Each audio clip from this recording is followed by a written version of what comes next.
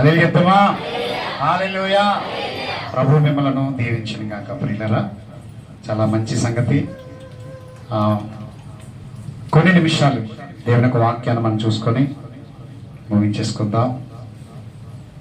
ఒక మాటను చదువుకొని మనం ముందుకు సాగిపోదాం ప్రియులారా. క్లుప్తమైన విషయాలు మనం తెలుసుకుందాం. కొన్ని మాటలు మనం తెలుసుకొని ముందుకు సాగిపోదాం. కొలస్సీలకు రాసిన పత్రిక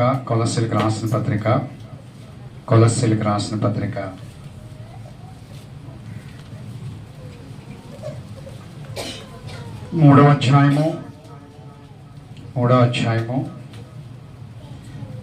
దేవుని సన్నిధిలో అపోస్తలుడైన పౌలు గారు సంఘానికి రాస్తూ దేవుని మాటను తెలియపరుస్తూ ఉన్నాడు. ఈ మాటను కూడా మనం ఒకసారి చదువుకుందాం పిల్లరా. మరియు మాట చేత గాని క్రియ చేత గాని మీరేమి చేసినను ప్రభువైన యేసు ద్వారా తండ్రి అయిన దేవునికి కృతజ్ఞతాస్తుతులు చెల్లించుచు సమస్తమును ఆయన పేరట చేయుడి. మరొకసారి చెప్తున్నాను, మాట ఉంది, ఇందులో పని ఉంది, క్రియ ఉంది. అలాగే ఏది చేసినను అన్నాడు దేవుడు ఇక్కడ. ప్రభువైన యేసు ద్వారా తండ్రి అయిన దేవుని కృతజ్ఞతాస్తుతులు చెల్లించుచు సమస్తమును ఆయన పేరట చేయుడి, సమస్తమును ఆయన పేరట చేయుడి అని ప్రభు కొలస్సీ సంఘానికి రాస్తూ ఇది మనతో మన అందరితో వినిచున్న ప్రతి ఒక్కరితో దేవుడు ఈ రీతిగా మాట్లాడుతూ ఉన్నాడు పిల్లల. మాట ద్వారానైనా మాట ఇచ్చి ప్రభు సన్నిధిలో నెరవేర్చేవారిగా ఉండాలని, అది దేవునికి చెందినదని, అది కృతజ్ఞతా భావం కలిగి ఉంటుందని, అలాగే క్రియ చేత కూడా, క్రియ అంటే పని. ఒక మదర్ ఒక మాట అన్నది, ప్రార్థించే పెదవుల కన్నా సాయం చేసే చేతులు మిన్న. అంటే ప్రార్థనతో పాటు క్రియ కూడా ఉండాలి, ప్రార్థనతో పాటు సపోర్ట్ కూడా ఉండాలి, తెలుగులో సహాయం కూడా ఉండాలి. ఇక్కడ అదే చెప్తున్నాడు, సంఘానికి రాస్తూ ఏమంటాడంటే మీరు ఏది చేసినాను ప్రభుకు మహిమ కలిగేలా చేయండి, ప్రభు పేరట చేయండి. అంటే చేస్తున్న ప్రతిదీ ఎవరి పేరట చేయాలి? మనం దేవుని పేరటే చేయాలి, దేవునికే చేయాలి. వ్యర్థముగా ఏది చేయడానికి వీలు లేదు. నమ్మిన వాళ్ళని చెప్దాం హల్లెలూయా. దేవునికి కృతజ్ఞత కలిగి చేయాలి. దేవుడు చేసిన దానిని బట్టి మనం చేస్తూ ఉండాలి. చాలా మంది మాట ఇస్తూ ఉంటాము, అది చెల్లించలేకపోతూ ఉంటాం. ఎన్నో మాటలతో మనము ప్రారంభిస్తాం మన జీవితాన్ని, ఆ మాటలు తొంగలో కలిపేస్తూ ఉంటాం. దాన్ని ఏ రోజు కూడా చేయకుండా మనము మరి దేవునికి ఎడమగా బ్రతుకుతూ ఉంటాం. మాట ఇచ్చినప్పుడు కానీ, పని జరిగిస్తున్నప్పుడు కానీ, ఇది దేవుని పేరు చేస్తున్నానని, ఇది దేవునికని నమ్మి చేసినట్లయితే ఆ ఫలం యొక్క విలువేంటో మనకి తెలుస్తుంది పిల్లరా. దేవుని సన్నిధిలో దినాని మాటల్లో కూడా జాగ్రత్తగా ఉండాలి, చేతలలో కూడా జాగ్రత్తగా ఉండాలి. ఇప్పుడు కూడా దేవుడు చెప్పిన క్రియలు లేని విశ్వాసము మృతం అన్నాడంటే చచ్చిన వారితో సమానం. విశ్వాసం నీకుంది కానీ క్రియ ఉండాలి, పని కూడా ఉండాలి. పని జరిగిస్తూ ఉండాలి, దేవుని ప్రోత్సహిస్తూ ఉండాలి, దేవుని నామాన్ని గణపరుస్తూ ఉండాలి, ముందుకు తీసుకువెళ్తూ ఉండాలి. ఇందాక చదవబడిన వాక్య భాగంలో మనం చదివాము, ఒక మాట చదివాం, 14వ వచనం అనుకుంటుంది. అతడు నన్ను ప్రేమించుచున్నాడు కనుక నేను అతన్ని తప్పిస్తాను, అతడు నా నామం ఎరిగిన వాడు కనుక నేను అతన్ని అంటే గొప్ప చేస్తాను. అతడు నా గురించి తెలుసు, అతనికి నన్ను గణపరుస్తున్నాడు, నన్ను మహింపరుస్తున్నాడు. ప్రమాదాలు వచ్చినప్పుడు అతను నేను తప్పించుకుంటాను, కష్టం కలిగినప్పుడు నేను అతన్ని గొప్ప చేస్తాను, ఆ కష్టం నుంచి విడిపించి అతన్ని నిలబెడతానని దేవుని యొక్క ఉద్దేశాన్ని ఆ 91వ అధ్యాయంలో కూడా దేవుడు రాశాడు. తప్పించి దీర్ఘాయువు చేత ఆయన ఏమంటున్నాడు, తృప్తిపరుస్తాడంట. ఎక్కువ కాలం బ్రతికే అవకాశం దేవుడి నుంచి మనకు వస్తుంది. హల్లెలూయా. ఎంతో కాలం నుంచి ప్రభుని కలిగి ఉన్న నీవు, ప్రభుని పొందుకున్న నీవు, ఆయన నీ పట్ల ఎన్నో క్రియలు జరిగిస్తున్నప్పుడు నీవు కూడా కొన్ని క్రియలను జరిగిస్తూ దేవుని సన్నిధిలో సంతోషాన్ని, ఆనందాన్ని పొందుకోవాలని దేవుని పేట మనం చేస్తూ ఉన్నాం ప్రియులైన దేవుని సన్నిధిలో.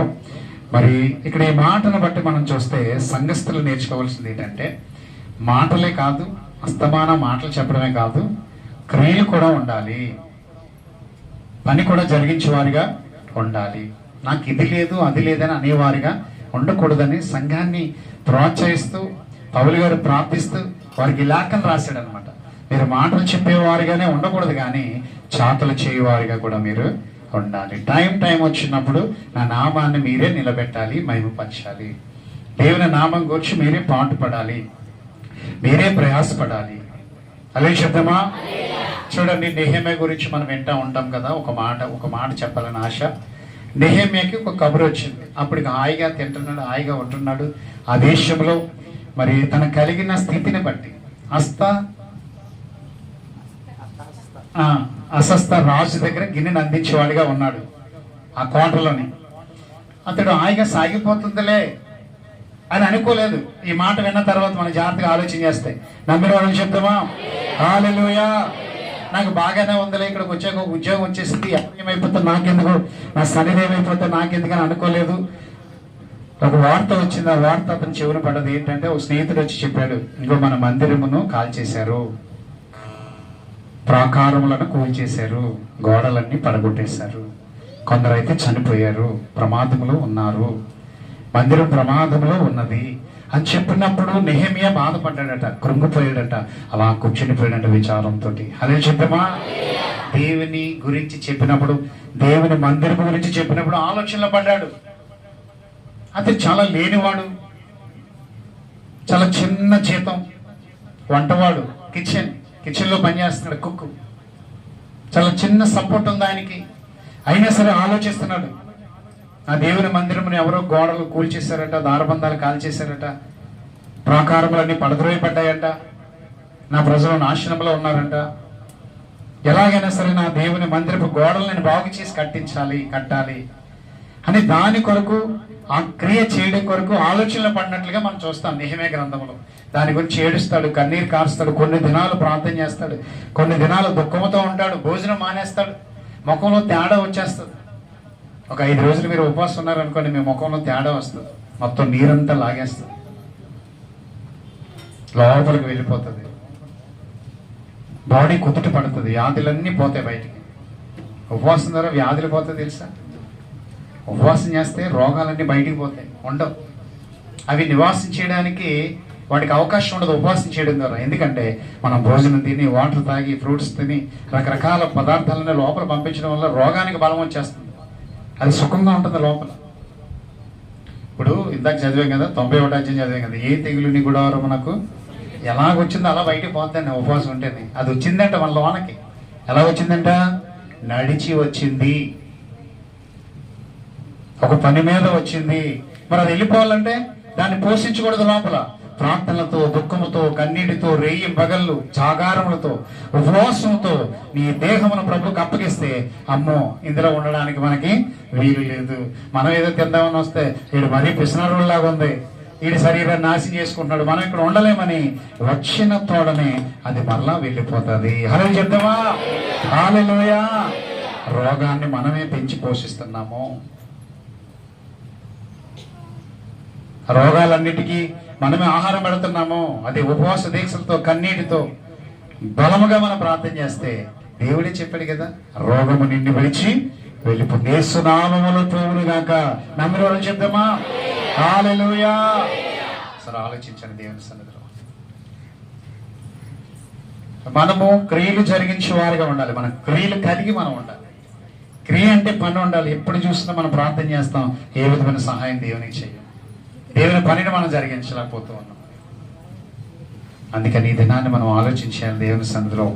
మాటలే కాదు సంగమా, క్రియలలో కూడా దేవుణ్ణి మహిమపరచాలి. నమ్మిన వాళ్ళు చెప్తామా? హల్లెలూయా, హల్లెలూయా, హల్లెలూయా. గట్టిగా హల్లెలూయా, హల్లెలూయా, హల్లెలూయా. అయితే ఈ దినాన్ని ప్రియులారా మనం ఆలోచన చేస్తే దేవుని సన్నిధిలో నెహెమ్యా గారి యొక్క బాధ అంతా కూడా దేనికోసం అంట? తిండి లేదని, బట్టలు లేవని, బంగారం లేదని, వెండి లేదని కాదట, నా దేవుని మందిరమును ఎవరో కాల్చేశారంట, దాన్ని నేను నిర్మించాలి. వంటవాడు, ఒంటిగాడు ఎవరు లేరు, స్నేహితులు కూడా చనిపోయారు. అక్కడ సమాధులు మిగిలి ఉన్న యెరూషలేములో. చిన్న వార్త, మందిరపు గోడలు కూల్చేశారు ఎవరో, మంచి మంచి పనిముట్లు కాల్చేశారు, పాడైపోయింది మందిరం. దాన్ని కట్టాలంటే లక్షల రూపాయలు కావాలి. ఎంత కావాలి? లక్షలు కావాలి. ఇది నన్ను వేలతో పని అవుతుంది. నిజంగా ఆ ప్రాకారం కట్టాలంటే చాలా టైం పడుతుంది. 52 రోజుల్లో కట్టాడంట. ఎన్ని రోజుల్లో? 52 రోజుల్లో. ఈ రోజు అక్కడికి వెళ్ళి ఆ గోడలో సీటు పెట్టి వస్తున్నారు. ఆ గోడలో నీ విన్నపం పెట్టి నీ బాధ అంతా రాసి యెరూషలేము వెళ్ళి ₹1,00,000 ఖర్చు పెట్టుకొని ఆ గోడలు ఆ ప్రాకారాల రాళ్ళ మధ్యలో గుచ్చి దేవుని వేడుకొని వచ్చేస్తున్నారు. ఆ సీట్ అందులో పెట్టి వస్తున్నారు. వెళ్ళిన వాళ్ళందరూ, యెరూషలేము వెళ్ళిన వాళ్ళందరూ. ₹1,00,000 ఖర్చు అవుతుంది. ఆ మందిరమును దేవుడు ప్రతిష్ఠించాడని, అక్కడ మొర్ర దేవుడు ఆలకిస్తాడని ఒక ఆశతో వెళ్ళిన వారందరూ కూడా ఆ సీటీ రాసి తన సమస్యలన్నీ అందులో పెడుతున్నారు. ఇప్పుడు జాన్యువరికి నాకు కవర్ ఇచ్చినప్పుడు అందులో కూడా సీటీ రాసి పెడతా ఉంటారు. కొంతమంది సమస్యలన్నీ చెప్పుకోలేక అందులో రాసి పెడతారు. అవి మేము ఓపెన్ చేసినప్పుడు అవి పట్టుకొని ఇంకా నా దగ్గర ఉంటాయి సీట్లు. ప్రతిదీ పట్టుకొని ప్రార్థన చేసి సమస్యను కొట్టివేస్తూ ఉంటాం దేవుని సన్నిధిలో. సేవక అధికారం దేవుడు ఇచ్చాడు. మీరు ఏ సీట్ అయినా నోటితో కాలు చెప్పలేకపోతే సీట్ రాసి కూడా ఇవ్వచ్చు. దేవునికి విన్నపం మార్చి చేయొచ్చు. అధికారులకు ఇస్తాం, ఎమ్మెల్యేలకు ఇస్తాం, ఇల్లు లేకపోతే ప్రెసిడెంట్కి ఇస్తాం, సచివాలయానికి ఇస్తాం, దేనికైనా ఇస్తాం. కానీ దేవునికి ఏ రోజైనా అలా చేస్తామా? చెయ్యం. అసలు మాటే చెప్పం మనం. అలా చెప్తామా? హల్లెలూయా. నెహెమ్యా ప్రయాస వ్యర్థం కాలేదు. ప్రయాసపడ్డాడు కాబట్టి. దేనికోసం? నా దేవుని మందిరము పాడైపోవటం నాకు ఇష్టము కాదు, దాన్ని నేను నిర్మించాలి, ఎలాగైనా దాని కొరకు పాటుపడాలి, ఈ దేశం దాటి వెళ్ళిపోవాలి నేను. అలా ప్రార్థనలో కనిపెడుతున్నాడు. ఒకనొక రోజు రాజు అడిగాడు, నెహెమ్యా, ఎన్నాళ్ళ నీ ముఖం కనపడలేదు, విచారం కనపడుతుంది, నవ్వు లేదు నీ ముఖంలో. భోజనం పెడితే ఎంత సంతోషంగా పెట్టేవాడవో, ఎంత సంతోషంగా ఉండేవాడవో, ఏంటి దీనికి కారణం ఏంటని భార్య భర్త ఇద్దరు అడిగారు. రాజు రాణి కూడా అడిగింది.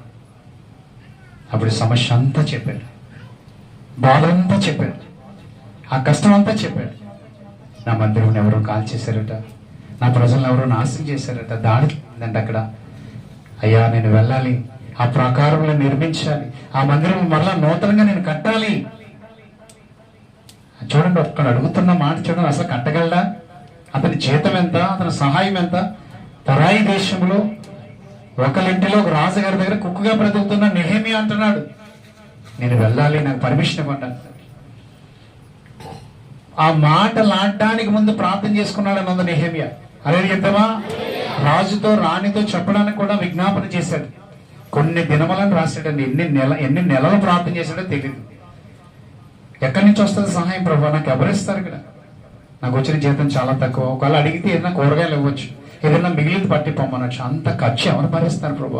నువ్వు నా చేతులను బలపరచని ప్రార్థన చేసాడండి అక్కడ. అదే చెప్తా. హల్లెలూయా.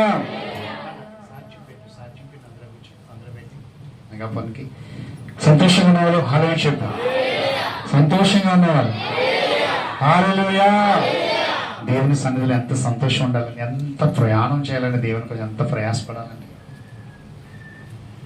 దేవుని కోసం ఒక్కడు నిలబడడానికి ఇష్టపడుతున్నాడు. ఎలా ఈ సహాయాన్ని ఎటు నుంచి రప్పించాను నేను, ఎవరి ద్వారా ప్రభు నాకు ఇస్తాడు అని కొన్ని దినాలు ఆకాశమందల దేవునికి ప్రార్థన చేశాడండి ఆయన. 1వ అధ్యాయం నెహెమ్యా గ్రంథం 5వ వచనం చదివితే మీకు ఎట్లనగా, ఆకాశమందున్న దేవా యెహోవా. ఆయన ఎలా కూర్చున్నాడో చూద్దాం ఒకసారి, అది కూడా చదవండి. ఈ మాటలు విన్నప్పుడు నేను కూర్చుండి ఏడ్చి కొన్ని దినములు దుఃఖముతో ఉపవాసముండి ఆకాశమందలి దేవునికి ఎదుట విజ్ఞాపన చేసి తిని. చాలండి. హల్లెలూయా చెప్తామా? హల్లెలూయా. దేంతో ఉపవాసం ఉన్నాడంట? దుఃఖముతో కన్నీటితో ఉపవాసం ఉండి కొన్ని దినాలు కొన్ని నెలలు ఉపవాసం ఉండి కనిపెట్టాడంట. ఎవరి కోసం? దేవుని పని జరిగించడానికి, మన పని కోసం కాదు. ఎప్పుడు చూడు మన పని, మన కార్యక్రమాలకి ఇవ్వాలి. ఇంక దేవుడు ఎప్పుడు కూడా దేవుని కార్యక్రమాలకు మనం ఇవ్వం. దేవుని విషయంలో మనం పిసనారులు. అన్నిటికీ వచ్చేస్తాయి డబ్బులు. దేవుడి దగ్గరికి వచ్చేసరికి ఎప్పుడు ఒక చెడ్డ మాట ఆడేస్తూ ఉంటాం నోటితో. ఉపవాస పండుగలు వస్తున్నాయి ఎలాగోనండి, ఏం చేయాలో అర్థం కావట్లేదు. మరి నీ పిల్ల పెళ్ళి అయితే అర్థమవుతుందా నీకు? నీ పిల్ల కార్యక్రమం అయితే అర్థమవుతుందేమో దానికి. ఉపవాస పండుగలు వస్తున్నాయంటేనే నీకు అర్థం అవ్వట్లేదు, ఉన్నదానికి అర్థం అవుతుంది. ఏదైనా బలహీనత వచ్చి హాస్పిటల్కి వెళ్తావు, ఆ రోజు కూడా అర్థం అవుతుందా? ఎలాగో బలహీనత వచ్చింది, హాస్పిటల్కి ఎలాగ ఇవ్వాలో. అబ్బాయి అలాంటివి ఏముండవు అక్కడ. ఎక్కలేని డబ్బు అంతా అలా మక్కలో తీసేస్తాం మనం. ఇలాగా ఒక్క వంటవాడు మాట్లాడుతున్నాడు ఇక్కడ దేవునితో. ప్రాకారం నిర్మించాలా, మందిరం మరలా నేను స్థిరపరచాలి, దాని కొరకు నేను ప్రయాసపడాలి ప్రభువా, నాకు ఎటువైపు నుంచి నువ్వు సహాయం చేస్తావు, నా చేతులను బలపరచు అని గోనె పట్ట కట్టుకున్న బూడిదలో కూర్చొని ఏడుస్తున్నాడండి. దేవుని పక్షాన్ని ఏడుస్తుంటే ఎవరి హృదయమో తెరవబడలేదండి. హల్లెలూయా చెప్తామా? హల్లెలూయా.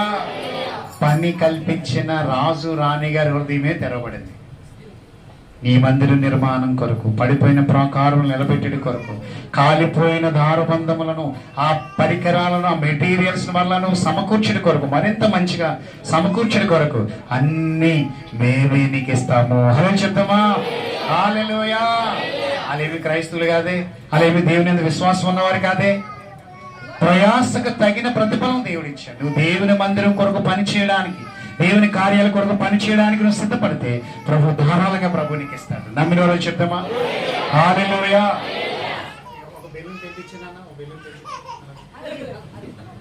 హల్లెలూయా.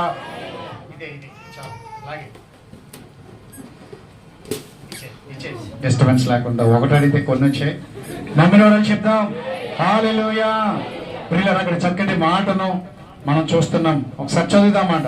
నెహెమ్యా గ్రంథం త్వరగా, ఇది కూడా మన మధ్యలోకి వచ్చింది.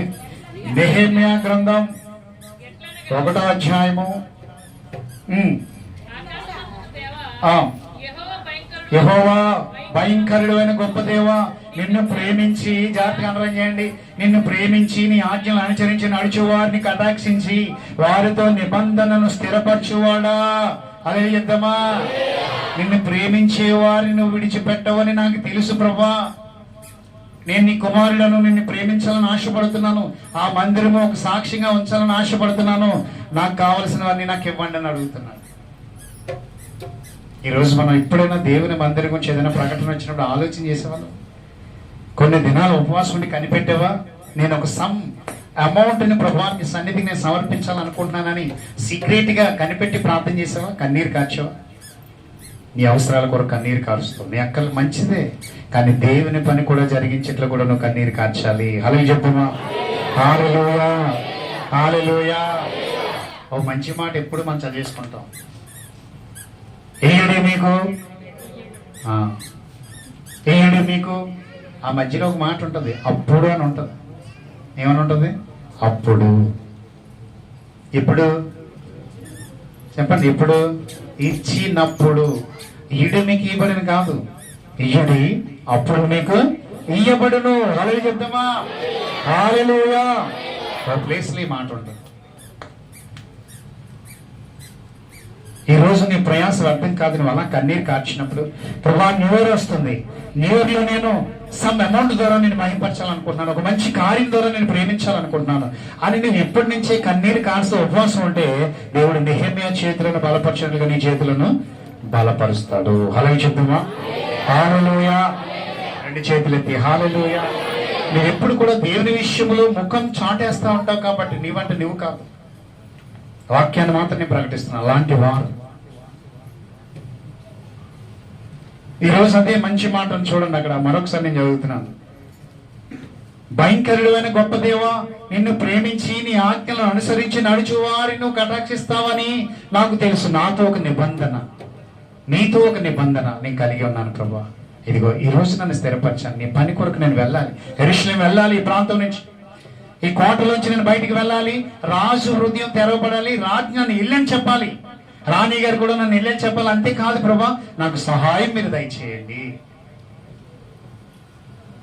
ఈ రాజుగారు ఒక మాట చెప్తారండి వెళ్ళేటప్పుడు, ఈ రాజుగారు రాణిగారు ఒకటి చెప్తారు, ఆ షాపులకు నేను ఆజ్ఞాపిస్తాను, మన తోటల కాయు వారికి, మన అరణ్యములను కాయు ఆ షాపులకు, ఆ అధికారులకు నేను ఆజ్ఞాపిస్తాను, నీకు ఒక సీట్ రాసి కూడా నేను ఇస్తాను, ఆ సీట్ని వెళ్తున్నప్పుడు చూపించు, ఏ మ్రాను నీకు కావాలో కొట్టించేస్తారు. ఆ రోజు వాహనాలు ఏదైతే ఉన్నాయో ఆ వాహనాల మీద ఎక్కించి నేను సాగనంపుతారు. నీకు కనబడుతున్న మన అరణ్యములలో నువ్వు వెళ్తున్నప్పుడు ఏది కనబడుతున్నా, ఈ ద్రాక్షారపు మానైన బలమైనవి, కొన్ని బలమైన మ్రాణులు ఉంటాయి, దేవుని శబ్దానికి విరిగి ముక్కలైపోతాయంటాయి. కీర్తనల గ్రంథంలో ఉంటారు. లెబానోన్ దేవుడు అంట శబ్దం పలికితే అన్నాడంటే అండి ముక్కలైపోద్దంటే, బలమైన చెట్టు. ఇప్పుడు సంసోన్ని దేంతో కట్టేశారు ఆ రోజు చంపడానికి? ఏ శోవలయ్యి? నిరవంజి శోవలు, అంటే తెగవు. అలాంటి వాటిని తెప్పేశాడండి సంసోను. ఇంకా అరిచి గింజుకున్నా ఇవి విడిపోవు తెగవన్నా అవి తెప్పించారు. సంసోన్ని కట్టి ఆ రాత్రి పట్టి చంపించేద్దామని సర్దార్లు అందరూ కూడా. అలాంటి నిర్వంజి సువ్వలను చైన్లను తొత్తినీలుగా చేసేస్తున్నాడంట సంసోన్. ఏ బలముతో? దేవుని బలం. తర్వాత బలం పోయింది, దేవుని బలము అతన్ని విడిచి వెళ్ళిపోయింది. అప్పుడు ఏం చేయలేకపోయాడు, నిస్సహాయుడైపోయాడు. దేవుని బలం ఉన్నని చెప్పు పెద్ద పెద్ద గేట్లు ఈసరి పాడేశాడు. చెప్పాను కదా, 250 కేజీలు గేటు పట్టుకొని వెళ్ళి పర్వతం నుంచి కింద పడేసినట్టుగా ఉంది. దేవుని బలం పోయిన తర్వాత ఏమీ చేయలేని వాడు అయిపోయాడు. కళ్ళు ఒకటి పీకేశారు, నూనె ఆడించుకున్నారు, గానుగ తిప్పమన్నారు. బలవంతుడు బలహీనం అయిపోయాడు. అప్పుడు ఏడుస్తాడు, కన్నీరు కారుస్తాడు, క్షమించమని ఏడుస్తాడు. అప్పుడు నీ పని జరిగిస్తానని ఏడుస్తాడు. తను బ్రతకడానికి ఆడలేదు అక్కడ. నువ్వు నన్ను శిక్షించావు, నాకు అర్థమైపోయింది. బలమైన కళ్ళు పీకించేసావు. ఎవరితో నేను ఉండకూడదు అనుకున్నా వాళ్ళకి అప్పగించేసావు నువ్వు నన్ను. వాళ్ళకి బలైపోయాను, వాళ్ళకి లోన్ అయిపోయాను నేను. కానీ ఒక్క చిన్న పని చేసి వెళ్ళిపోతాను. నీ దృష్టిలో నేను పాపం చేశాను. ఏ గుడిలోకి వెళ్ళకూడదు అనుకున్నా ఆ గుడిలో నన్ను గడేశారు. ఇక్కడ దాగోని గుడి అది. ఈ స్తంభాలు నేను లాగేస్తాను. ఇప్పుడు నాకు చిన్న బలం ఇవ్వాలి. ఎందుకనంటే ఈ గుడి అంచుల మీద, ఈ మేడ మీద ఆ రోజు నన్ను పుట్టించినప్పుడు చెప్పా కదా, నీ శత్రువులను చంపమని. వాళ్ళందరూ ఇక్కడ ఉన్నారు. సుమారు 3000 మంది చూస్తున్నారు, నన్ను ఏలం చేస్తున్నారు. చిన్న ఛాన్స్ ఇవ్వండి ప్రభా. ఏడిస్తేనే కానీ దిక్కు లేదండి ఆ రోజు సంసోనికి. 3000 మంది ఆ శత్రువు కోసమే నన్ను పుట్టించావు ఫిలిస్తీయులు. వారందరూ ఇక్కడ ఉన్నారు ప్రభా. ఇదిగో ఈ 2 స్తంభాలు కనుక, నన్ను కట్టేసిన స్తంభాలు కనుక లాగేస్తే కూలిపోయి కింద పడి చచ్చిపోతారు. నాకు ఈ ఒక్క అవకాశం ఇమ్మని దేవుని వేడుకుంటే దేవుడు తల మీద వెంట్రుకలు మొలిపించాడు. అదే చెప్దామా? హల్లెలూయా. సంసోనికి ఎక్కడుంది బలం? వెంట్రుకలలోనే ఉంది. దిలీలా దేని కట్ చేసింది? ఆ వెంట్రుకలు కట్ చేసింది. మాయ మాటలు చెప్పి తొడ మీద పడుకోబెట్టుకొని లొంగిపోయాడు, లోనైపోయాడు, దాసుడైపోయాడు లోకానికి, దిలీలాకి, పాపానికి. తన పని మర్చిపోయాడు, తన క్రియను మర్చిపోయాడు. దేవుని పని జరిగించడానికి వచ్చామని అక్కడికి. మన పనులు చేసుకోవడానికి కాదు. నువ్వు దేవుని పని చేస్తే దేవుడు ఏమన్నాడు? నీ పని నేను చేస్తానన్నాడు. నా పని చేయండి, నీ పని నేను చేస్తాను. మీరు నా వద్దకు రండి, అప్పుడు నేను మీ వద్దకు వస్తాను. హల్లెలూయా చెప్తామా? హల్లెలూయా. సరే ఆలోచించండి దేవుని సన్నిధిలో. ఏ రోజు నువ్వు ఆలోచించావా? ఉదాహరణ చెప్తున్నాను ప్రియులారా, మీరు మీ హృదయం ఫలించాలి. మీ హృదయం దేవుని వైపు వెళ్ళాలి. మీరు ఎన్నోసార్లు దేవుని మందిరానికి వచ్చినప్పుడు చూస్తున్నారు, మందిరాన్ని చూస్తున్నారు, లేదా విశ్వాసాలు చూస్తున్నారు, పరిచయాలు చూస్తున్నారు. అవి అలాగే చూస్తూ వదిలేసి వెళ్ళిపోకూడదు. మీరు ఇక్కడ తలుపులు పోయా, సరే నా ఇంటికి మంచి తలుపులు ఎట్టించుకుంటున్నాను కదా నా ప్రభు ద్వారా, సరే ఒకసారి దీని గురించి ప్రార్థించేద్దాం. ఏ రోజైనా సీక్రెట్గా నాకు చెప్పవసరం లేదు. నీ హృదయం దేవునికి చెప్పిందా ఏ రోజైనా? ప్రభా నేను వెళ్తున్న నా మందిరంలో తలుపులు పోయే ప్రభా, దాని కొరకు నేను కొన్ని వేలు సిద్ధం చేయాలని అనుకుంటున్నాను. ఆ చేతులు నెహెమ్యా చేతుల వల్లే బలపరచరా తండ్రి. నేను ఎప్పుడు ప్రార్థన చేస్తున్నాను, ఉపవాస దీక్షలు చాలా ఉన్నాయి నా దగ్గర. ఒక్క క్రియ కూడా లేదు తండ్రి సన్నిధిలో. నీ ముందు ఒక్క క్రియ కూడా లేదు నువ్వు చూసినప్పుడు. ఎందుకంటే నువ్వు వచ్చినప్పుడు ఫలం ఇచ్చే దేన్ని బట్టిస్తానన్నా? క్రియలను బట్టి. హల్లెలూయా చెప్తామా? హల్లెలూయా. ఒక్కొక్కరు అంటారు క్రియ, కర్మ, కర్త. దీనికి అన్ని నేనేనండి. తీయడానికి, వేయడానికి, పెట్టడానికి కర్మ, క్రియ, కర్త. చూసారా? చేసింది నేనే, ఇచ్చింది నేనే, పెట్టించింది నేనే, దాని వెనక నేనే. ఒక్కొక్కరు కర్మ ఉంటే ఒక్కొక్కరు క్రియ ఉంటారు, ఒక్కొక్కరు కర్త ఉంటారు. ఆ చివరి మొక్క ఎవరిది? పలానా. ఆ చక్కనే 3 మొక్కల కింద చేసుకుంటారు చాలా మంది. కర్మ, కర్త, క్రియ నేనై. దేవుడు మన పక్షాన అన్ని క్రియలను, ఆశ్చర్యమైన క్రియలు జరిగించాడు ఆయన. హల్లెలూయా చెప్తామా? హల్లెలూయా. ఆడ పాడతారు కదా స్టీవెన్సన్, ఎంత ఆశ్చర్య క్రియలను చేసినావయ్యా. బాబోయ్, చెప్పుకోలేని క్రియలయ్యవి. పనులు, ఎన్ని పనులు చేసేవా నా పక్షం. లేదంటే నేను ఏమైపోతును. ఏ రోజన్నా ఇలా ఇంటికి వెళ్ళి ఆలోచించావా? ఎప్పుడు చూడు నీ కుటుంబం గురించి, నీ గురించి. ఏదో ఒక రోజు వెళ్ళిపోయే మన గురించి ఎందుకు చెప్పండి? చిరకాలం ఉండే వాటి కొరకు నువ్వు ప్రయాసపడితే నీవు ఉంటావు, నీ కుటుంబం కూడా ఉన్నంత కాలం హాయిగా బ్రతుకుతుంది. హల్లెలూయా చెప్తామా? హల్లెలూయా. నెహెమ్యా అది ఆలోచించాడు. ఇక్కడ ఉద్యోగం పోయినా పర్వాలేదు, యెరూషలేము వెళ్ళిపోవాలి, అర్జెంటుగా చూడాలి, అక్కడ వెళ్ళాలి అని ప్రార్థన చేసుకున్నాడు. ఏమని తెలుసా? నా చేతులను బలపరచు. అది 7వ అధ్యాయంలో చివరిలో ఎక్కడ ఉంటుంది ఆ మాట. నా చేతులను 9వ వచనం.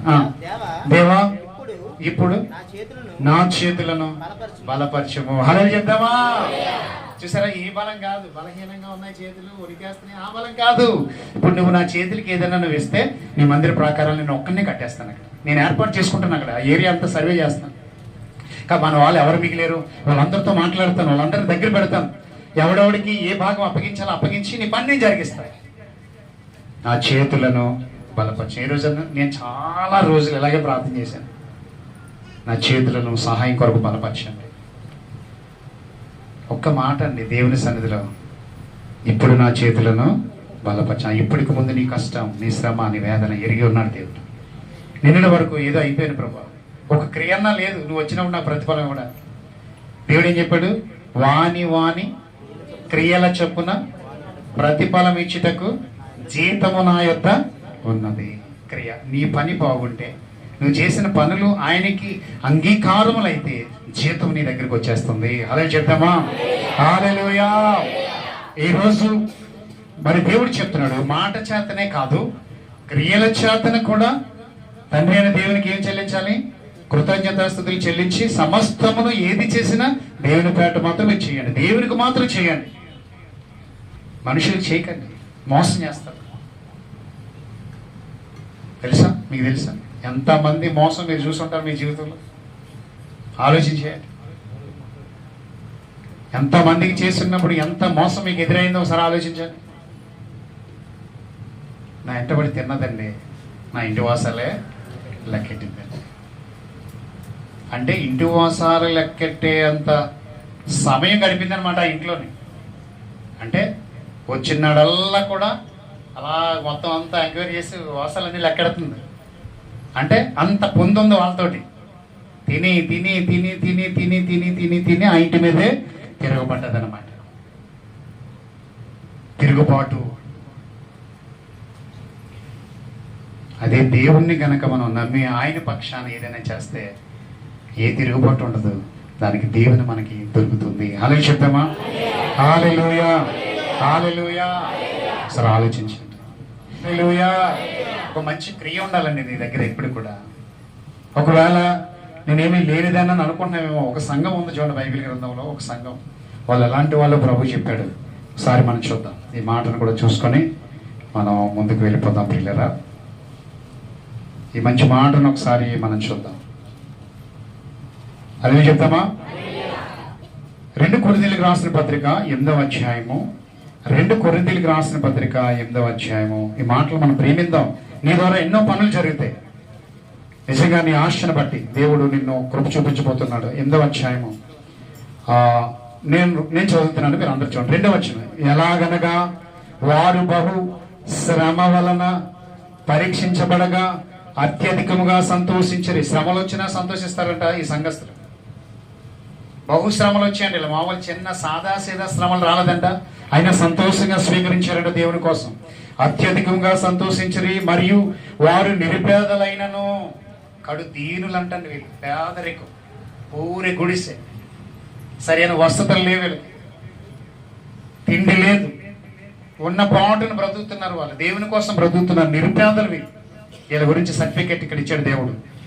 వారు నిరుపేదలైనను వారి దాతృత్వం బహుగా విస్తరించెను. హల్లెలూయా చెప్తామా? హల్లెలూయా, హల్లెలూయా, హల్లెలూయా.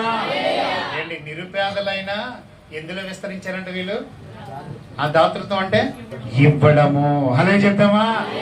శ్రమలు వచ్చినా తట్టుకుంటున్నారు, అలాగని దేవునికి ఇవ్వడం మానేలేదు. మాకు ఎంత నష్టం కలిగింది కదా, ఎంత పోయింది కదా, నెలంతా కష్టాల్లో ఉన్నాం కదా, ఇప్పుడు ఎవడిస్తానులే అని అనుకోవట్లేదు. అందులో సంతోషం ఉంది, ఇవ్వడంలో విస్తరిస్తున్నారండి. అనేక ప్రాంతాలకు పరిచయం అయిపోయారంట. వారి నిరుపేదలే కానీ వారు చేసే కార్యాలు చిన్నవి కాదని చెప్పుకున్నారంట అందరూ కూడా. నమ్మిన వాళ్ళని చెప్తామా? హల్లెలూయా. చూడండి చెప్తున్నాను, సంఘం కూడా చెప్తున్నాను చూడండి. 1వ వచనం. సహోదరులారా, మాసిదోనియా సంఘములకు అనుగ్రహింపబడిన దేవుని కృపను గూర్చి మీకు తెలియజేయుచున్నాను. మాసిదోనియాలో సంఘం ఇది. దాతృత్వములో పెరిగారు వాళ్ళు, దాచుకోవడంలో కాదు, పిసనారులుగా ఉండడంలో కాదు. మనం నేర్చుకోవాలి, ఈ విషయాన్ని నేర్చుకుంటే చేయగలుగుతాం. ఏమి సంపాదిస్తావు అలా దాచి నువ్వు వెళ్ళిపోయావు అనుకో, పుట్టుక్కనే వెళ్ళిపోయావు అనుకో, నువ్వు కాదు. ఆ పరిస్థితులలో అండి ఎవడు తింటాడో తెలియదు. చాలామంది అంటారు, చాలామంది అంటే నేను చచ్చిపోయి ఏడుస్తావు, నీకు తెలుస్తుంది అసలు ఏడుస్తున్నారో లేదో. నువ్వు చచ్చి నువ్వు లోపల ఉంటావు, ఏడుస్తున్నారో లేదో తెలియాలంటే నువ్వు బ్రతికొండాలి.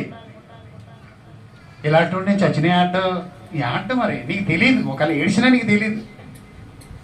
ఇవన్నీ నోటి మాటలే. సజీవునిగా ఉన్నప్పుడే, జీవంతో ఉన్నప్పుడే నువ్వు ఏదైనా చేయగలుగుతావు, ఏదైనా చూడగలుగుతావు. అలా చెప్దామా? చాలా తీండ్రాలండి. మరి తిండి తింటున్నావు కదా, పట్టు చీరలన్నీ నువ్వే కడతావు, దీనస్థితి అని చెప్పి. ఆరాటం అంతా నీదే, పోరాటం అంతా నీదే. పైకి పేదవాడిని అంటావు, పేదరికం అని అంటావు. దేవునికి ఇచ్చే దగ్గరే నీ పేదరికం. పెళ్లి చేస్తే గ్రాండ్, ఫంక్షన్ చేస్తే గ్రాండ్, అన్నిట్లో గ్రాండ్. గ్రాండ్ ఫంక్షన్ అండి, మామూలుగా ఉండకూడదండి. అందరికి ఆశ్చర్యం కలగాలండి, విందు చూసినా ఏది చూసినా. మరి దేవుని క్రియ అనగా నేను ఏమైపోతున్నావు? పేదరికంలో ఉన్నాను. వీళ్ళు ఎవరండి? వీళ్ళు పేదవారు కాదు, నిరుపేదలు. ఈ మాసదునే సంఘంలో ఉన్నవారు ఎవరంట? నిరుపేదలు. కానీ దాతృత్వం విస్తరించిందంట, బహుగా ప్రాంతాలన్నీ వెళ్ళిపోయిందంట. పేద సంఘం అంట. మీ గురించి కూడా అలాగే చెప్తారండి వచ్చిన సేవకులందరూ కూడా. మంచి సంఘం అండి మీది. వారిలో ఒక ప్రత్యేకత కనపడుతుందని మాకని చెప్తారు. మాకు ఉన్నారు కానీ, మందలుగా ఉన్నారు కానీ అని లేదు.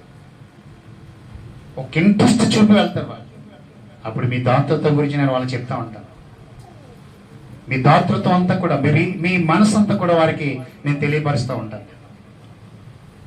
ఇక్కడ అందుకే అన్నాడు ఆ మాట. చూడండి ఎంత చక్కగా ఉందో చూడండి. వారు ఎలాగనగా వారు బహు శ్రమ వలన పరీక్షింపబడగా అత్యధికంగా సంతోషించరి, మరియు వారి నిరుపేదలైనను వారి దాతృత్వం బహుగా విస్తరించను. హల్లెలూయా చెప్తామా? హల్లెలూయా.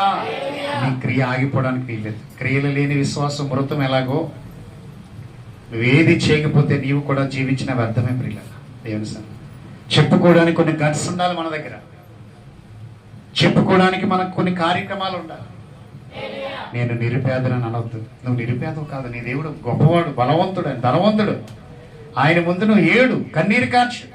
నీ పనిలో నేను ఉండాలని ఆశపడుతున్నాను ప్రభువా. అందరికంటే ప్రత్యేకంగా నేను నీ క్రియను జరిగించాలని ఆశపడుతున్నాను. క్రియలు లేని విశ్వాసం నేను ఎంత ప్రార్థన చేసినా నీ విశ్వాసం చెప్పుకున్న ప్రయోజనం లేదు కదా ప్రభువా. నువ్వు నా చేతులు నిహమే చేతుల వల్ల బలపరుస్తారా, నీ పనులు ఎన్నో చేస్తాను.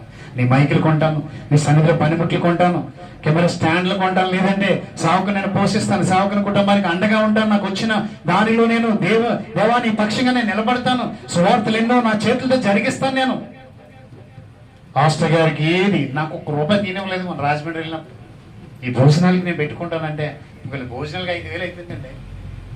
మంచి భోజనం, మంచి భోజనం. ఇవన్నీ అక్షరాల వాస్తవం. ఆనందం వచ్చాడు నాతో చెప్పేసాను, మనకి మర్చిపోయి చెప్పేశాను. అదే చెప్తామా? హల్లెలూయా.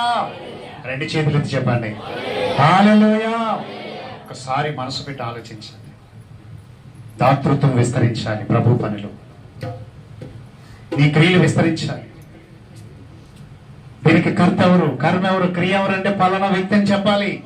దేవుని పేరిట జరగాలి ప్రతిదీ కూడా, మనుషుల పేరిట కాదు. ఎవరెవరు కొన్ని ఏదో చేయడం కాదు. మోసం చేస్తారు, నిన్ను ఇబ్బంది పెడతారు. ఫలం ఏమీ నీకు ఉండదు, బూడిదైపోద్ది. బూడిదలో పోసిన పన్నీర్ అయిపోద్ది. దేవునికి చేసింది అయితే మాత్రం అలా కనబడుతూ ఉంటది. నమ్మిన వాళ్ళు చెప్తామా? హల్లెలూయా. ఎవరంట వాళ్ళు? ఈ సంఘం వారు ఎవరంట? నిరుపేదలైనను ఇవ్వడములో ముందున్నారంట, విస్తరించారంట వీళ్ళు. మనము కూడా ఇలాంటి మనసు కలిగి ఉంటే ప్రభు ధారాళంగా మనల్ని ఎప్పుడో ఉన్నతమైన స్థితికి నడిపించను. నమ్మిన వాళ్ళు చెప్దామా? హల్లెలూయా. మన ఉపవాస పండుగలలో కూడా మీ చేతులు విప్పబడ్డాయి సమృద్ధిగా. ఈ సంవత్సరం ఒక 2 హృదయాలు మరి వారి సపోర్ట్ ద్వారానే జరిగింది, లేదంటే తక్కువైపోయింది. లెక్కే కదా, ఎప్పుడు పెంచట్లేదు కదా. మరి మీరు ఒక 2 సపోర్ట్ వల్ల, కొంచెం సహాయం వల్ల సమృద్ధిగా ఇవ్వడానికి దేవుడు సహాయం చేశాడు. అదే చెప్తామా? హల్లెలూయా. సంవత్సరం మీరు పెరుగుతున్నారు తప్ప మీకు ఆనికి మాత్రం అదే ఉంటుంది. అక్కడ మీరు పెరగాలి, దేవుడు మాత్రం పెరగకూడదు. దేవుని పని మాత్రం పెరగకూడదు. అయ్యో ఈ సంవత్సరంలో 1,10 లక్షలు వచ్చాయి కదా, నాకు మళ్ళీ 2,000 మళ్ళీ 1,000 నేను ఇవ్వాలి. మరి దేవుడు ఒకవేళ వెనక్కి తీసుకుంటే ఏంటి నా పరిస్థితి? వీడికి 10 లక్షలు ఇచ్చాను కదా, ఈడ 2,000 దగ్గరే ఉంటున్నాడు తప్ప దాటడం లేదు ఈడ అని అనుకుని వాళ్ళు దేనికో లాగేస్తే నా పరిస్థితి ఏంటి ప్రభా? 2,000 కాదు తండ్రి, ఈ ఉపవాస పండుగలకు మరి ఎక్కువగా నేను ఇచ్చింది కనపరుస్తాను. నా పేరుని ఇంకా ఇంకా ఎక్స్చేంజ్ చేసుకుంటాను, ఇంకా విస్తరిస్తాను. నేను ఇంకా పాస్టర్ గారు అనేక స్థలాల్లో నా హృదయాన్ని కొనియాడేలాగా పలానా వ్యక్తి ఇదిగో సంవత్సరం పెరుగుతూ దేవుని కూడా పెంచుతూ దేవుని నామాన్ని కూడా పెంచుతున్నాడు ప్రభా అని చెప్పుకునేలా, నా సేవకుని నోట పలికేలా ఇదిగో నా చేతులను బలపరచు. అబ్బే, దీని కొరకు ఎవడు ప్రార్థన చేయడు? ఇలాగా మన అవసరాల కొరకు ప్రార్థన చేస్తాం, ఇది మంచిదే. కానీ దేవుని క్రియ జరిగించేవాడుగానే ఉండాలి. హలో చెప్తామా? హల్లెలూయా. నీకు ప్రతి సంవత్సరం నేను ఎందుకు ఇచ్చేస్తున్నాడు తెలుసా? దేవుని కూడా నువ్వు ఇచ్చిస్తావని, దేవుని పక్షాన్ని కూడా నువ్వు నిలబడతావని. ఏ ఉపవాస కూటాల్లోనే 1000 రూపాయలే కాదు నువ్వు ఇస్తావని, నీకు ఇస్తుంది. ఒక్కసారి తీసివేయగలడు ఆయన. చెప్పమంటారు ఒక మాట? యెహోషువ గ్రంథం చూడండి, ఏమైందో ఆ పట్టణం ఏమైందో చూద్దాం సార్. యెహోషువ గ్రంథం 6వ అధ్యాయము 17వ వచనం. 6వ అధ్యాయము 17వ వచనం ముగించుకుందాం. ఈ పట్టణమును దీనిలో ఉన్న యావత్తును యెహోవా శపించెను. హల్లెలూయా చెప్తామా? హల్లెలూయా. ఈ పట్టణములో ఉన్న నీవు జ్ఞాపకం చేసుకో, నీ కలిగిన యావత్తును దేవుడు శపిస్తే ఏమీ సాధించలేము, ఒక అడుగు ముందుకు వెయ్యలేము. ఎవరు శపించారంట? ఎరుకోను. ఈ రాజుల పట్టణాన్ని ఎవరు శపించారంట? ఈ బంగారాన్ని ఎవరు శపించారంట? ఈ వెండిని ఎవరు శపించారంట? అక్కడ ఆస్తి పోస్తున్న ప్రజలను ఎవరు శపించారంట? దేవుడు శపించాడంట, తిన్నగా లేకపోవడం వల్ల. ఎంత క్లియర్గా ఉందో చూడండి అక్కడ. ఈ పట్టణమును ఉన్న సమస్తమును యెహోవా శపించెను, దానివల్ల ప్రయోజనం లేకుండా పోయిందండి. ఆ రోజు అదే ఆకానుతో చెప్పాడు యెహోషువ, ఆ పట్టణమును శపించేశాడు, బంగారం బాగుంది కదా మెలమెలా మెరుస్తుందని ఎవడన్నా మొక్కగాని తీసేయడనక చస్తాడని చెప్పాడు. శపించిన దాన్ని కూడా ఆశపడే వాళ్ళు ఉన్నారు, దేవుని మీద కూడా కన్నేసే వాళ్ళు ఉన్నారు. సంఘంలో వెళ్తున్నాడు, కొన్ని క్షణాలు ఆగితే పట్టణం జయించి వెళ్ళిపోతారు. కానానికి వెళ్ళిపోయే మార్గం అది. మంచి దేశానికి వెళ్తున్నారు, ఈ పట్టణంలో ఏం దొరికినా తీసుకోకండిరా బాబు, ఎందుకనంటే యెహోవా శపించాడు. శాపగ్రస్తమైన దాని జోలికి వెళ్ళకూడదు ఎవడు కూడా. ఒకసారి ఆలోచించాను. నీ పంటలు దీవించబడుతున్నాయి, నీ పాడి అంటే గొర్రె మేకలు గేదెలు ఆవులు ఆదాయ మార్గాలు పాలిస్తున్నాయా? పాల నుంచి మజ్జిగేస్తున్నాయా? పెరిగేస్తున్నాయా? అంతేగా డబ్బులు కూడా ఇస్తున్నాయి. ఎక్కడి నుంచి వచ్చాయి? దేవుడు కలుగుగాక అన్నాడు, అంతే. వచ్చేసాయి ఇవన్నీ కూడా. పేర్లు ఎవరు పెట్టారు? ఆదాం పెట్టాడు. కొడుకు ఇచ్చాడు ఛాన్స్. ఆదాం దేవుని కుమారుడు. పేర్లు పెట్టు, అన్నిట్లు పెళ్ళి. పూలను పెట్టు, కాకను పెట్టు, నక్కను పెట్టు, కుక్కను పెట్టు, పావును పెట్టు. ఆదాము ద్వారా దేవుడు పేర్లు పెట్టించాడు, దేవుడు ఆమోదించాడు. ఆదాము వాడికి ఏ పేర్లు పెట్టినో వాటిని దేవుడు దీవించేశాడు. అది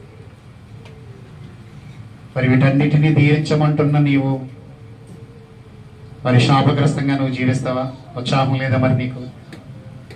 నిన్ను పరీక్షించుకో. అన్నిటికీ డబ్బు ఉంటుంది మన దగ్గర, లేదని చెప్పడానికి లేదు, అన్నిటికీ ఉంటాయి. కానీ ఎందుకో దేవుని దగ్గరే నువ్వు అలా అయిపోతున్నావేమో, ఒకవేళ అందుకే నువ్వు ఎదగలేకపోతున్నావేమో. ఒకసారి నీ హృదయాన్ని ప్రభుకిస్తే ఈ దినమే దేవుని నిన్ను దర్శించబోతున్నాడు. నమ్మిన వాళ్ళు చెప్తామా? హల్లెలూయా. నీ జీవితంలో ఎన్ని సమర్పణలు హృదయం రోజు రోజుకి అడుగుతూనే ఉంటాం మనం. మరి రోజు రోజుకి ప్రభు కొరకు కూడా సమర్పణ మనము చేసుకుంటా ఉంటే దేవుడు మనల్ని ఎంతగానో దీవించడానికి ఇష్టపడుతూ ఉన్నాడు. వారి నిరుపేదలే కావచ్చు, దాతృత్వం మాత్రం విస్తరించిందండి. శ్రమలు వస్తున్నాయి, కష్టాలు వస్తున్నాయి, వాటి చూడవలసిన పని వాటికి చూస్తున్నారు, అందులో కూడా సంతోషంగా ఉంటున్నారు వాళ్ళు ఎంతో చక్కగా. నెహెమ్యా చిన్న కూలికి పనిచేస్తున్నాడు, వంటవాడిగా పనిచేస్తున్నాడు, మిగిలింది ఏదైనా పెడితే తింటున్నాడు, హాయిగా ఉండాలని అనుకుంటున్నాడు. కానీ వార్త తెలియగానే కృంగిపోయాడు, కుదేలైపోయాడు. నా మందిరం నిర్మించాలనుకున్నాడు, ప్రయాణం చేశాడు, దానికి అవసరమైనవన్నీ కూడా సమకూర్చుకున్నాడు. 52 రోజుల్లోనే నిర్మాణమును ముగించాడు. నమ్మిన వాళ్ళు చెప్తామా? హల్లెలూయా. ఆశ అయితే ఉంది నాలో. మరి ఆశ ఉంటుంది కానీ అందుకోలేవు నువ్వు ఎప్పటికీ కూడా. ఏది క్రియేది నీ దగ్గర? ఆశ అయితే ఉంది నాలో, అందుకోలేకున్నాను. మళ్ళీ చేయబట్టుకోవాలంట. నువ్వు అందుకోవాలంటే ఇందులో ఉండాలి. ఇక్కడ నువ్వు క్రియలు చేయాలి, నువ్వు క్రియాఫలం నువ్వు పొందాలంటే క్రియ జరిగించాలి నువ్వు. ఎప్పుడు చూసిన హల్లెలూయా, స్తోత్రం, ప్రార్థన, ఉపవాసం, దీక్ష, విశ్వాసిని కాదు. క్రియలు లేని విశ్వాసం ప్రయోజనము లేదు. ఎవరు రాయి తలుపు చేశారు పలానా అక్క, ఎవరు రాయి మైక్ కొన్నారు పలానా సహోదరుడు, ఎవరు రాయి గుమ్మాలు కట్టించింది పలానా సహోదరుడు, ఎవరి పరిచయం జరిగించింది, ఎవరి సువార్త పెట్టింది, ఎవరి ఇండిచ్చింది పలానా పలానా పలానా. దాతృత్వం విస్తరించిందప్ప. పైకి పేదవాళ్ళ కనపడతారండి వాళ్ళు. ఇన్ని మంచి కార్యాలు వాళ్ళ దగ్గర ఉన్నాయా? కొన్నింటిని నేను తెలియపరచట్లేదు. దాతృత్వం కలిగిన వారు ఉన్నారు. కొన్నింటిని నేనే మరుగు చేస్తున్నాను. నమ్మిన వాళ్ళు చెప్తామా? హల్లెలూయా. సరే ఆలోచించండి. దేవుని సన్నిధిలో దేవుడు చేస్తాడు, నీ పక్షాన్ని కార్యం చేస్తాడు. దేవుడు ఏది తక్కువ చేయడండి. దేవుడు ఏది తక్కువ చేయడు. నేను ఏది అడిగినా ప్రభు నీకు ఇస్తాడు. సేవార్థమై చేయమంటున్నాడు. ఇక్కడ చూసారా ఏమన్నాడు? అక్కడ దేవుని పేరిట చెయ్యండి, దేవుని పేరిట చెయ్యండి. నమ్మిన వాళ్ళు చెప్తామా? హల్లెలూయా. ఆ సంఘములో క్రియలు కూడా కావాలి, మాటలు కూడా కావాలి. మాట అన్నారంటే జరిగించేవారు. పలానా రోజు ఇదిగో నేను ఇది కొంటాను, ఇది నేను చేస్తాను, ఇది సేవకుని పక్షంగా నియమిస్తాను, లేదంటే నేను ఇది ప్రభు సన్నిధికి సమర్పిస్తున్నాను. అన్న ఏమన్నా చెప్పండి. అన్న ఏమన్నది? వీడిని యెహోవా మందిరములో అడిగితే పుట్టాడు, దేవునికి ఇస్తానని చెప్పాను, అందుకే నేను ఇక్కడే అప్పగించేస్తానని చెప్పాను. కొడుకునండి, లేకలా కొడుకు లేరని, పిల్లలు లేరని బాధపడిపోయిన అన్న కుమారుడు పుట్టగానే దేవునికి ఇచ్చేసిందండి. చాలు నాకు ఇంకా అన్నది. తర్వాత మంచి కుమారులు పుట్టారు తనకి, తర్వాత బిడ్డలు పుట్టారు. అన్నకి సమయాలు కాకుండా మళ్ళా అలా చెప్తామా? హల్లెలూయా. నీ హృదయంలో క్రియలు ఉండాలి, ఒక మంచి నిర్ణయం ఉండాలి. ప్రభా ఎప్పుడు నా స్థితి ఇంతేనా, నా స్థితి పెరగదా ప్రభా అని మనం క్రియలతో కూడిన విశ్వాసాన్ని దేవుని సన్నిధిలో కనపరచాలి. ఏ రోజు దేవునికి కాదని అనడానికి మరి నీ మనసు రాకూడదు పిల్లరా. నమ్మిన వాళ్ళు చెప్తామా? హల్లెలూయా. చివరి మాట చూసేయండి. చివరి మాట ఈ చివరి మాటను మనం చూసుకొని మనం ముందుకు సాగిపోతాం దేవుని సన్నిధిలో. ఒక మంచి మాటను నేను మీకు పరిచయం చేస్తాను. చూడండి, ఇప్పుడు ఒక ఇచ్చించబడిన గొప్ప వ్యక్తి, పొందుకున్న ఒక గొప్ప వ్యక్తి ఏమంటున్నాడో మనం చూద్దాం ఒకసారి. ఈయన ప్రభు సన్నిధిలో ఏమంటున్నాడో మనం చూద్దాం. 1 దినవృత్తాంతములు 29వ అధ్యాయము 14వ వచనాన్ని ఒకసారి మనం చూద్దాం.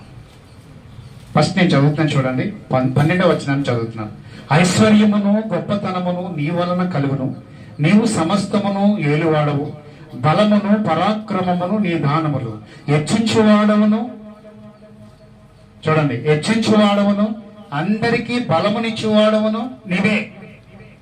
ఎవరన్నది మాట? గొర్రెలు కాచుకునే దావీదు గొప్పవాడు అయిన తర్వాత అంటున్న మాట ఇది. ఏమంటున్నాడు? ఐశ్వర్యమును గొప్పతనమును నీ వలన కలుగును. ఒకడు గొప్పవాడు అయ్యాడంటే దేశం వలన అయ్యాడు, ఎవరి వలన కాదు. బిడ్డ పుట్టిందనో, భార్య వచ్చిందనో, తల్లి వచ్చిందనో, అలా ఎవరో పరిచయం అయ్యారనో నెవ్వరు. అలా జరగడానికి లేదు. నువ్వే దీనుడు అయితే నీ వలన ఐశ్వర్యం ఎలా వస్తుంది? నువ్వే దరిద్రుడు అయితే నీ వలన ఐశ్వర్యం ఎలా వస్తుంది? నో. దావీదు చెప్తున్నాడు, నేను ఒకప్పుడు దరిద్రుడిని, గొడ్లు కాసుకునేవాడిని. ఎవరి వల్ల గొప్పవాడు అయ్యాడట? చూడండి, ఇక్కడ ఏమంటాడు చూడండి. ఐశ్వర్యమును గొప్పతనమును నీ వలన కలుగును, నీవు సమస్తమును ఏలువాడవు, బలమును పరాక్రమమును నీ దానములు. నువ్వు ఇచ్చే గిఫ్టులు. ఒకడు యుద్ధంలో జయించగలుగుతున్నాను అంటే, ఒక యుద్ధాన్ని జయించి ఇంటికి వచ్చానంటే అది నీ పరాక్రమం, నీ బలము, నువ్వు ఇచ్చిన దానం అది, నువ్వు నాకు ఇచ్చిన సపోర్ట్ అది. అలా చెప్తామా? హల్లెలూయా. హెచ్చించేవాడవును, అందరికీ బలం ఇచ్చేవాడు. ఒక్కొక్కడు అంటాడు, ఈ కొడుకు పుట్టేకే పెరిగిపోయిందండి ఆస్తి, అప్పటి వరకు దాసించాడంట. అలా చెప్తామా? కొడుకు పుట్టాడో కూతురు పుట్టాడో వాళ్ళ పరిచయం వీళ్ళ పరిచయం కాదు. నీ సన్నిధి వల్ల, నీకు చేయబడిన ప్రార్థనల వల్ల, నీ దేవుని వల్ల, నీ సేవకుల కన్నీటి ప్రార్థనల వల్ల నువ్వు హెచ్చించబడ్డావు. హల్లెలూయా చెప్తామా? హల్లెలూయా. నువ్వు గొప్పవాడు అయ్యేవే తప్ప ఎవరి వల్ల కానే కాదు. ఇక్కడ ప్రభు చెప్తున్నాడు, దావీదు చెప్తున్నాడు ఇక్కడ దేవుని సమక్షంలో. చూడు, దేవుని దగ్గర అన్నాడు, ఈ ఐశ్వర్యం నీది, ఘనత నీది, దానము నీది, పరాక్రమం. అంత పెద్ద గొలియాతుని ఆ రోజు కొట్టేశానంటే, సింహాన్ని చంపేశానంటే, ఎలుగుబంటిని చీల్చి దవడ ఎముకలు లాగేశానంటే నీవిచ్చిన బలం అది, పరాక్రమం. ఆ దావీదు అంటున్న మాట ఏంటో ఇప్పుడు చూడండి ఏమంటున్నాడో. ఎంత మంచి మాట చూడండి ఇక్కడ ప్రియులరా. చదువుతున్నాను. 14 వచ్చిన చదవండి. ఈ ప్రకారము మనపూర్వకంగా ఇచ్చు సామర్థ్యము మాకుండుటకు నేనెంత మాత్రపు వాడను, నా జనులెంత మాత్రపు వారు. సమస్తమును నీ వలనే కలిగిన కదా, సమస్తమును నీ వలనే కలిగిన కదా.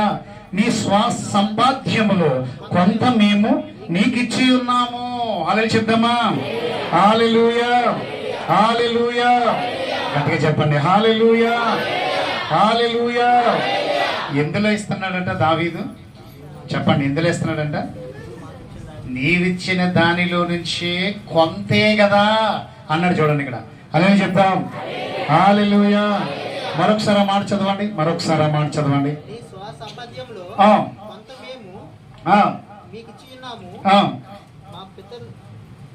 చదవండి, చదవండి. మా పితరులందరి వల్లనే మేమును నీ సన్నిధిని అతిథులము పరదేశులమై ఉన్నాము. మా భూ నివాస కాలము నేడంతా స్థిరముగా ఉన్నవాడు ఒకడును లేడు. హల్లెలూయా చెప్తామా? మేము ఎంతవారం ప్రభువా, మేము యాత్రికులము, పరదేశులము. నువ్వు మమ్మల్ని పోషించడానికి ఇవన్నీ ఇస్తున్నావు, బలం ఇస్తున్నావు, ఇచ్చేస్తున్నావు, అందులోంచి కొంత నీకు ఇస్తున్నావు. యాపాటి వారం ప్రభువా అని ఈ గొర్రెలు కాసే దావీదు ఒక గొప్ప స్థానానికి వచ్చిన తర్వాత అంటున్న మాట, తగ్గించుకొని అంటున్న మాట, ఏ టైంలో అంటున్నాడంటే కొడుకుని మందిరం కట్టమన్నాడు దేవుడు. చిన్నోడు సొలొమోను, చిన్నోడు, వీడికి జ్ఞానం లేదు కదా, ఎలా కట్టగలుగుతాడని దావీదు నిర్ణయానికి వచ్చి ఈ మందిరము కట్టడానికి సమస్తము నేనే ఇస్తాను. లక్షల కోట్ల రూపాయల ఖర్చు అంత దావీదు పెట్టుకుంటున్నప్పుడు అంటున్న మాట ఇది.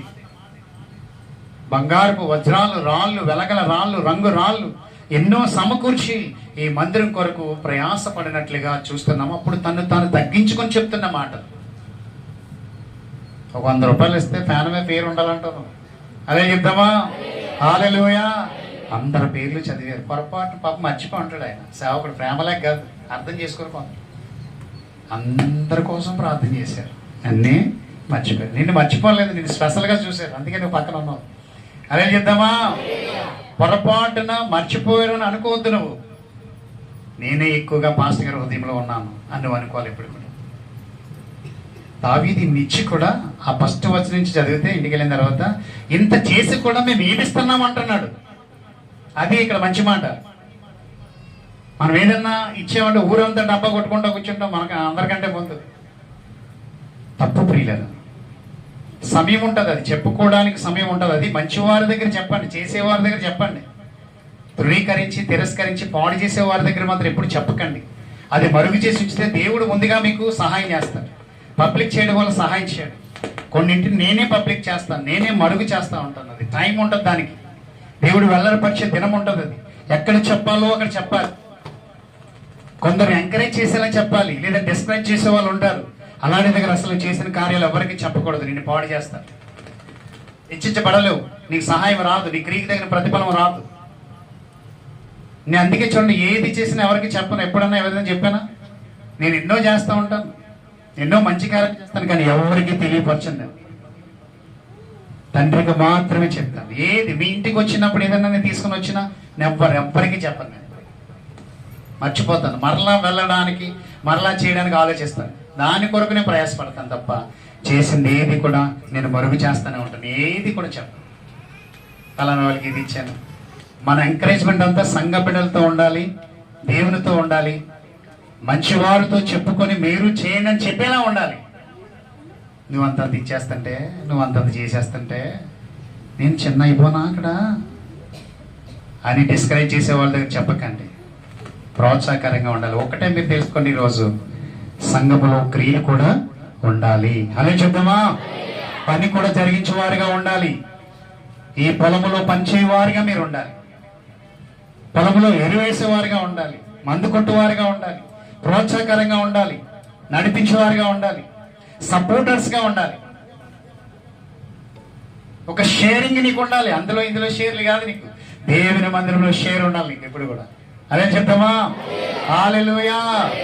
ఇలా నువ్వు ప్రార్థించి నెహెమ్యాను బలపరిచినట్లుగా దేవుడు నిన్ను బలపరుస్తాడు. నమ్మిన వాళ్ళు చెప్తామా? హల్లెలూయా. అలా చేయనప్పుడు ఎరుకోని శపించినట్లుగా శపించబడుతున్నామని కూడా వాక్యం మనం చూసాం. అందులో ఉన్న సమస్తమును అనగా పట్టణంలో ఉన్న పంటలు, పాడి వ్యవస్థ, వెండి బంగారములు, తినే ఆహారం సర్వమును శపించేశాడు. ఎరుకు వద్ద నాశనం అయిపోయింది ఆ రోజు. ఎవరు శపించారని ఉంది అక్కడ? మనం దీవించబడాలి అంటే మాసిదోనియా సంఘపు వారి నిరుపేదలైనను ఇవ్వడంలో ముందున్నారు వాళ్ళు. నమ్మిన వాళ్ళు చెప్తామా? హల్లెలూయా. కొందరు డిస్కరేజ్ చేస్తారు కాబట్టి ఎంకరేజ్ చేసే వారితో నీ సాక్ష్యం పంచు. నా గురించి ఇంకా ప్రార్థించేయండి, మా కుటుంబం కర్మకర్త క్రియ మేమే ఉండాలి, ఇంకా ప్రతి విషయంలో కూడా ప్రార్థన చేయండి అని మంచి సహోదరులతో చెప్తూ ఈ ప్రోత్సాహాన్ని షేర్ చేసుకున్నట్లయితే ప్రభు మిమ్మల్ని ఇంకా దీవించడానికి ఇష్టపడతారు. నమ్మిన వాళ్ళు చెప్తామా? హల్లెలూయా. ఇప్పుడు విలువైన కార్యక్రమాలు చేస్తూ విలువైన పనులు మీరు తలపెడుతూ ప్రతి కార్యక్రమాన్ని మేము ఉన్నామండి అని చెప్పే హృదయం కొరకు ప్రార్థన చేయండి. మీ అంతటా మీరు చేయలేరు. ప్రార్థన చేస్తే నెహెమ్యాకు వచ్చిన సహాయం దేవుడు మీకు కూడా ఇస్తాడు. దేవుడు అప్పుడు ఎన్నో మంచి కార్యాలు చేయడానికి మీకు అవకాశం ఉంటుంది. నమ్మిన వాళ్ళు చెప్తామా? హల్లెలూయా. మరి ఈ రీతిగా మనం దాతృత్వం కలిగి ప్రేమ కలిగి ముందుకు సాగిపోదాం. అప్పుడు ప్రభు అంటున్నాడు చివరి మాట 6-10 ఏప్రిల్ రాసిన పత్రిక, నీవు చూపిన ప్రేమను మరిచిపోవటకు దేవుడు అన్యాయస్తుడి కాదు. అంటే అన్యాయస్తులు ఎవరు? దేవుడు ప్రేమను చూపి పొందుకున్న వారు అన్యాయస్తులు అయిపోతున్నారు. కానీ దేవుని పక్షాన నువ్వు చూపిన ప్రేమను మరలా తిరిగి ఇవ్వడంలో దేవుడు న్యాయవంతుడు. అలా చెప్దామా? హల్లెలూయా. దేవుని ప్రేమను పొందుకున్న మనము అన్యాయస్తులుగా ఉంటున్నామే తప్ప దేవుని ప్రేమించిన నీకు మాత్రం అన్యాయం చేస్తున్నాడు. ఏ రోజు కూడా నీకు అన్యాయం చేయదు. నువ్వు కొంత ఇస్తే ఆయన అంత ఇస్తున్నాడు. నువ్వు కొంత భోజనం పెడితే ఆయన అంత భోజనం సమృద్ధిగా నీకు ఇస్తున్నాడు. నువ్వు చిన్న భూమి ఇస్తే ఆయన పెద్ద పెద్ద భూములు నీకు ఇస్తున్నాడు. దేవుని కొరకు నువ్వు చిన్న కష్టపడితే నీ కష్టాలన్నీ పనంగా పెట్టుకుంటాడు ఆయన. నీవు చూపిన ప్రేమను మరిచిపోవుటకు దేవుడు అన్యాయస్తుడు కాదు. హల్లెలూయా చెప్దామా? హల్లెలూయా. ఎప్పుడెప్పుడు నువ్వు దేవుణ్ణి అంగీకరించిన నాటి నుంచి వెంబడించిన నాటి నుంచి ఏ ప్రేమను చూపించవో ఆ ప్రేమ విషయంలో ఆయన ఎప్పుడో న్యాయం చేశాడు. నీవే అన్యాయం చేస్తున్నావు. ఎంత ప్రేమ అండి! సేవకుడు కూడా ఎంత ప్రేమ చూపిస్తాడని అన్యాయమే ఎదురవుతుందండి సేవకుడు కూడా. నేను కూడా చాలా ప్రేమ చూపించాను. నిస్వార్థమైన ప్రేమ అండి నాకు. నేను చెప్పగలను ఇక్కడ ఉండే కల్మస్సము లేనిది, డంబము లేనిది, కపటము లేనిది. మరి కొందరు ప్రేమలు ఎలాంటివి అండి? ఈరోజు కపటంతో నిండిపోయాయి. చూపిన ప్రేమకు ప్రతిఫలం లేకుండా పోయింది. వేదన తప్ప ఏమీ లేదు. ఈరోజు దేవుడు కూడా ఆలోచిస్తున్నాడండి అటువంటి వారి కోసం. మర్చిపోయారండి, దేవుని ప్రేమను మర్చిపోయారు. చూపిన ప్రేమను, సేవకు నుంచి పొందుకున్న ప్రేమనే మర్చిపోయారు చాలా మంది. అయితే ఈరోజు లోక ప్రేమలో నిమగ్నం అయిపోతూ ఉన్నారు. ఎంత ప్రేమించాడండి సేవకుడు! కుటుంబం ఎంత ప్రేమించిందండి మీకోసం, మిమ్మల్ని ఎంత ప్రేమించింది, ఎంత కన్నీడు సంవత్సరాల నుంచి మిమ్మల్ని మార్గంలో నడిపించడానికి. పౌలు కూడా లేఖ రాస్తున్నాడు, అదే చెప్తున్నాడు. మాటలే కాదు క్రియలు కూడా దేవుని పేట చేయాలి మీరు అన్నీ కూడా. దేవుడు చూపించాడు అక్కడ నిరుపేదలైన దాతృత్వం కలిగి ఉన్నారు. కానీ దేవుడైతే అన్యాయం చేయలేదండి. మనమైతే ఇంకా అన్యాయం చేస్తున్నాడు. దేవునికి సేవకులకు కూడా అన్యాయం చేస్తున్నాడు. మర్చిపోయాడు మనం. నాకు తెలిసింది, నా హృదయం తెలిసింది ఎవరు మర్చిపోయారో. ప్రేమను అనుభవించిన వారికే తెలుస్తుంది. ఎవరెవరు మర్చిపోయి తిరుగుతున్నారో వారందరి గురించి దేవుడు తెలుస్తుంది.